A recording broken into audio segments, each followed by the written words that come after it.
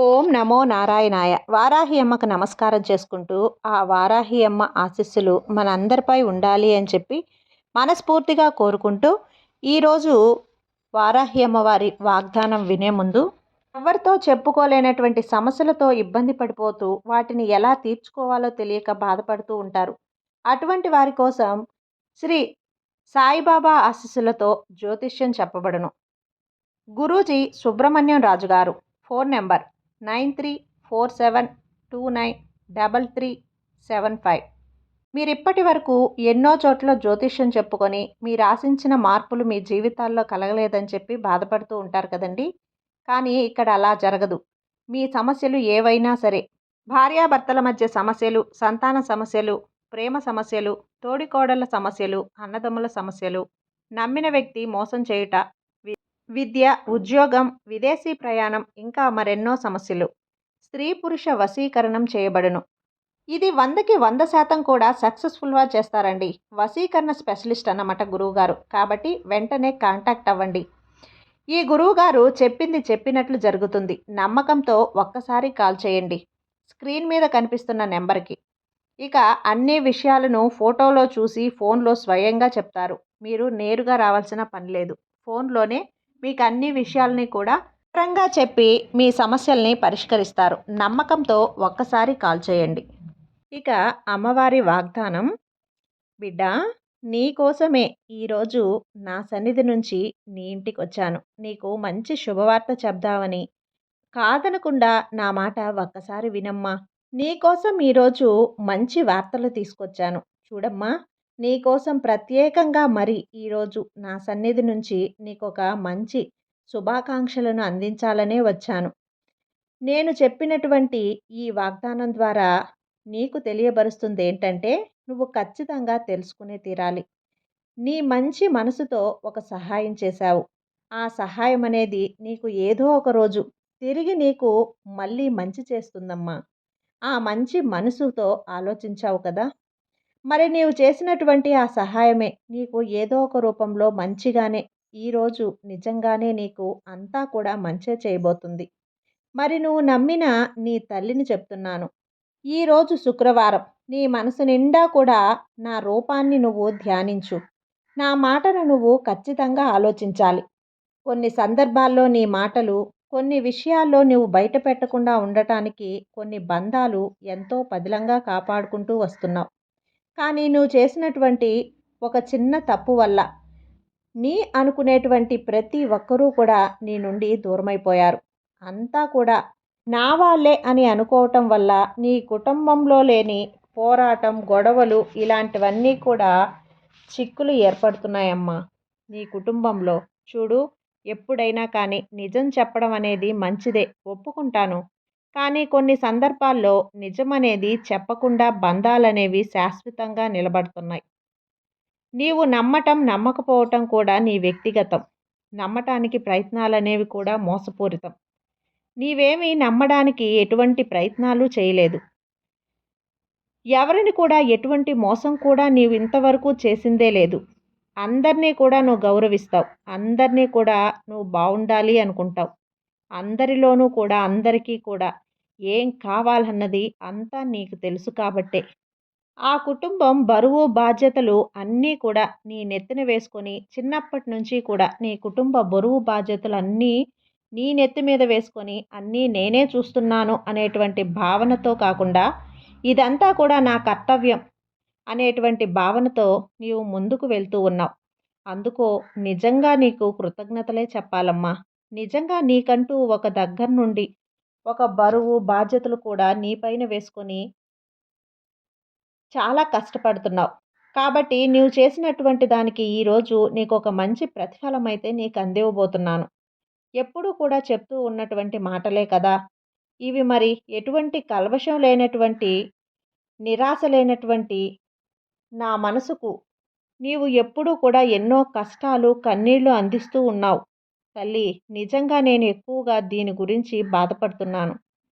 కానీ నీవు మాత్రం నా భక్తులు అటువంటి వారికి ఎప్పుడూ కూడా భక్తి శ్రద్ధలు అధికంగా ఉండాలి, ఎటువంటి కల్మషణ లేనటువంటి మనసు ఉండాలని చెప్తూ ఉంటావు. చూడు, నాకున్నటువంటి భక్తి శ్రద్ధలతోనే నాకంటూ ఒక మంచి జీవితాన్ని నువ్వు ప్రసాదిస్తావని 1000 కళ్ళతో ఎదురు చూస్తూ ఉన్నాను. చూడు తల్లి, నీ మనసుతో నీవు ఏదడిగినా నేను చేస్తూనే ఉన్నాను. అది కూడా నాకు తెలుసు. నీ కల్మషం లేనటువంటి మంచి మనసు నీది. నేనెప్పుడూ కూడా ముందే చెప్తాను కదా! అయితే కావాలి అని ఏది కూడా నీకు కష్టాన్ని కానీ, నష్టాన్ని కానీ దేనిని నీకు మిగల్చను. కొన్ని కర్మ ఫలితాల ఆధారంగా ఏర్పడినవే నీకు ఎన్నోసార్లు చెప్పాను కూడా నేను. ఎంత దూరంలో ఉన్నా, మీరు ఎన్ని కష్టాలు అనుభవిస్తున్నారో కానీ నేను చూస్తూ సంతోషంగా ఉండను. మీరు ఎంత దూరంలో ఉన్నారనేది నేను గమనించాను. నా మనసుకి, నీ మనసుకి ఎంత దూరంగా ఉన్నాను అనేది నేను గమనిస్తూ ఉంటాను. కాబట్టి నేను నా సన్నిధిలోనే ఉన్నాను అని కేవలం నీకు అనిపిస్తూ ఉంటే అదే నీ మనసు. నేనున్నాను అనిపిస్తే నీ మనసులోనే ఉన్నట్లే. అదేనమ్మా. నీవు ఇదే విధంగా కూడా ఏది ఆలోచనతో నీవు ఏం చేస్తున్నావని నీవెప్పుడూ కూడా నిన్ను నువ్వు ప్రశ్నించుకున్నదే లేదు. ఎలా ఉంటున్నావు, ఏం చేస్తున్నావు అన్నది కూడా నిన్ను నువ్వుగా ప్రశ్నించలేదు. సంపాదన ఎంత లేదైతే అంత నేను సంతోషంగా ఉంటున్నానా లేదా అనేటువంటి ఆలోచన అనేది నీ మనసులో ఎప్పుడొస్తుంది? ఎప్పుడూ కూడా సంపాదన కోసం పాకులాడుతూ వస్తున్నావు. ఈరోజు ఉంటుంది, రేపు ఉండదు. నీ సంపాదన అలాంటి సంపాదన కోసం ఎంతోమందిని దూరం చేసుకున్నావు. అలాగే ఎన్నో బంధాలను సొంతం అనుకున్న వ్యక్తులను కూడా దూరం చేసుకున్నావు. మళ్ళీ నువ్వు తిరిగి అటువంటి బంధాలను పొందగలవా? లేదు కదా! సంపాదనే నీకు ముఖ్యమా? నేను ఒప్పుకుంటాను. అది దేనికోసం? ఎంతవరకు? అదంతా పూర్తిగా తెలిసి కూడా నువ్వు ఆ అగాధంలోకి కూరుకుపోతూ వస్తున్నావు. అంటే అలా నేను చూస్తూ ఉండలేకపోతున్నాను బిడ్డా. నీ యొక్క సంపాదన అంతా కూడా నీ కోసం కాదు కదా! నాకు, నా కుటుంబం కోసం అని నువ్వు అడగవచ్చు. కానీ నేను దాన్ని కూడా ఒప్పుకుంటాను. నా సంపాదన అనేది చాలా ముఖ్యం నాకు. నేను ఒప్పుకుంటాను. సంతోషంగా, ప్రేమగా నీ కుటుంబ సభ్యులతో బ్రతకడం అనేది చాలా ముఖ్యమే. కానీ ఆరోగ్యమే మహాభాగ్యం అంటారు కదా! అసలు సమయానికి నిద్రపోతున్నావా? సమయానికి సరైన తిండి తింటున్నావా? సంపూర్ణంగా తిండి, నిద్ర తీసుకొని ఎన్ని రోజులవుతుంది? పని ఉన్నప్పుడు కాకుండా కొంతమంది పని కట్టుకొని మాట్లాడుతూ ఉంటారు. చూడు, అటువంటి వారు ప్రేమను చూపిస్తూ ఉంటారు. అటువంటి వారు ఎన్నో బంధాలు నీ కోసం ఎదురు చూస్తూ ఉన్నాయి. కానీ నువ్వు సంపాదనలో పడి కనీసం నీ బంధాలను కూడా నువ్వు విలువనివ్వట్లేదు.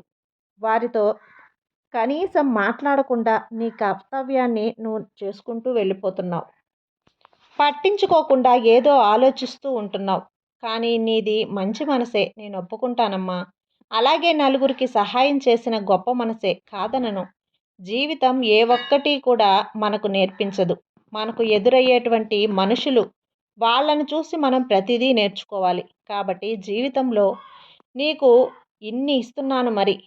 అవన్నీ అనుభవించే గొప్ప జీవితం కూడా నీకు ఉంది. కాబట్టి ఈ అమ్మ వాగ్దానం నువ్వు ఖచ్చితంగా తెలుసుకొని ఇప్పటికైనా సమయానికి నిద్ర, తిండి తీసుకొని తర్వాత కుటుంబంతో ఉన్న ప్రతి కర్తవ్యాన్ని నువ్వు నెరవేర్చాలి అని మీ అమ్మ వారాహి అమ్మ నీ నుండి వాగ్దానం తీసుకుంటుంది. ఈ మాట నీ దగ్గర ఎందుకు తీసుకుంటున్నానో తెలుసా? ఆ అమ్మ దర్శనం తీసుకోవాలని ఎప్పటినుంచో నువ్వు అనుకుంటున్నావు కదా! డబ్బు ఆరాటంలో పడి నిన్ను నువ్వే అసలు మర్చిపోతున్నావు. నువ్వు నా దగ్గరకు నా దర్శనానికి రావాలని కుతూహలంగా ఉన్నప్పుడు నేనెందుకు పిలవను చెప్పు? నువ్వు వచ్చే మార్గం చాలా మంచి దారి. ఆ దారిని నేనే ఏర్పాటు చేశాను. ఇక ఆలోచించకుండా నా దర్శన భాగ్యం చేసుకో.